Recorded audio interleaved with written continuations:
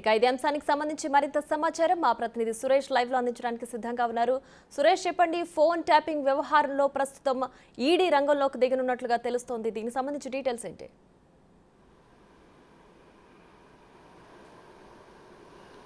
Phone tapping వ్యవహారంలో Radhakrishna task force ఓఎస్డీగా పనిచేసి రాజీనామా చేసిన రాధాకృష్ణన్కి సంబంధించి స్టేట్మెంట్ చాలా కీలకంగా మారబోతుంది. ఎందుకంటే ఆయన బీఆర్ఎస్ పార్టీకి సంబంధించిన డబ్బులన్నీ కూడా ఎలక్షన్ సమయంలో టాస్క్ ఫోర్స్ వాహనాలలోనే తరలించారని చెప్పేసి ఆయన స్టేట్మెంట్ ఇవ్వడం జరిగింది. రిమాండ్ రిపోర్ట్లో కూడా అధికారులు పేర్కొన్నారు. కాబట్టి అసలు ఎన్ని డబ్బులు వాహనాలలో తరలించారు, కోట్ల రూపాయలు ఏ నియోజకవర్గానికి ఎంత డబ్బులు వాహనాల్లో తరలించారనే పూర్తి డీటెయిల్స్ అన్నీ కూడా రాధాకృష్ణన్ వద్ద ఉన్నాయి. కాబట్టి ఇప్పుడు ఈడీ కూడా హవాలా రూపంలో ఇవన్నీ పార్టీ ఫండ్ తరలినట్టు తెలుస్తుంది. కాబట్టి ఈడీ రంగంలోకి దిగి దీనికి సంబంధించి సుమోటోగా కేసు నమోదు చేసి విచారణ చేయబోతున్నట్టు తెలుస్తుంది. ఇక పెద్ద మొత్తంలో వ్యాపారులను కూడా బెదిరింపులకు పాల్పడి నగదును కూడా దోచుకున్నారని చెప్పేసి ఆరోపణలు ఉన్నాయి. కాబట్టి ఎంతమంది వ్యాపారులని బెదిరించారు వాళ్ళ లిస్ట్ అంతా కూడా దర్యాప్తు బృందం నుంచి ఈడీ సేకరించబోతుంది. ఎందుకంటే కోట్ల రూపాయలు, అసలు 100 కోట్ల రూపాయలని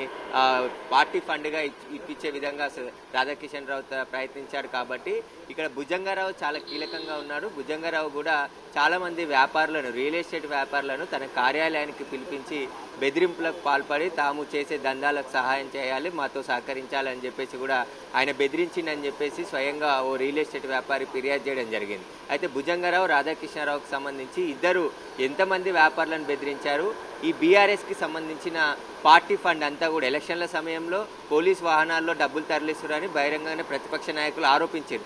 అదే ఇప్పుడు వాస్తవమైంది. కాబట్టి ఎన్ని కోట్లు తరలించారు, ఎవరెవరి దగ్గర డబ్బులు తీసుకున్నారు, ఈ డబ్బులన్నీ ఎక్కడి నుండి వచ్చాయి, ఏ నియోజకవర్గానికి ఎన్ని కోట్లు తరలించారు, వీటన్నిటిపైన కూడా ఈడీ కేసు నమోదు చేసి దర్యాప్తు చేయబోతున్నట్టు తెలుస్తుంది. ఎందుకంటే ఆ హవాలా రూపంలోనే పెద్ద మొత్తంలో మనీ లాండరింగ్ జరిగి ఉంటుందని చెప్పేసి కూడా గుర్తిస్తున్నారు. దీనికి సంబంధించి ఈడీ రంగంలోకి దిగితే మరింత మంది పేర్లు బయటకు వచ్చే అవకాశం ఉంది. రియల్ ఎస్టేట్ వ్యాపారులకు సంబంధించిన వివరాలు కూడా ఇప్పటికే దర్యాప్తు బృందం సేకరించింది. కాబట్టి వారిని కూడా విచారించి అసలు కోట్ల రూపాయల డబ్బులు ఎందుకు ఇవ్వాల్సి వచ్చింది, ఎవరి ఒత్తిడి మేరకు ఇచ్చారు, అవి ఎక్కడి నుండి వచ్చాయి అసలు అనే దానిపైన ఈడీ దృష్టి సారించబోతుంది. ఇక రాధాకిషన్కి సంబంధించి ఆయనను కస్టడీకి తీసుకొని విచారిస్తే మరిన్ని విషయాలు బయటకు వచ్చే అవకాశం కనబడుతుంది.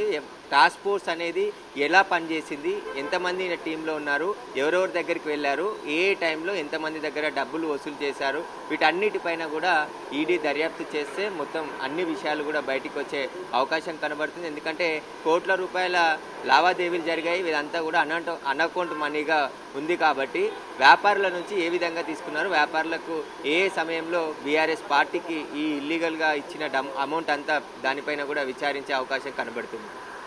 Right Suresh, thanks for the updates.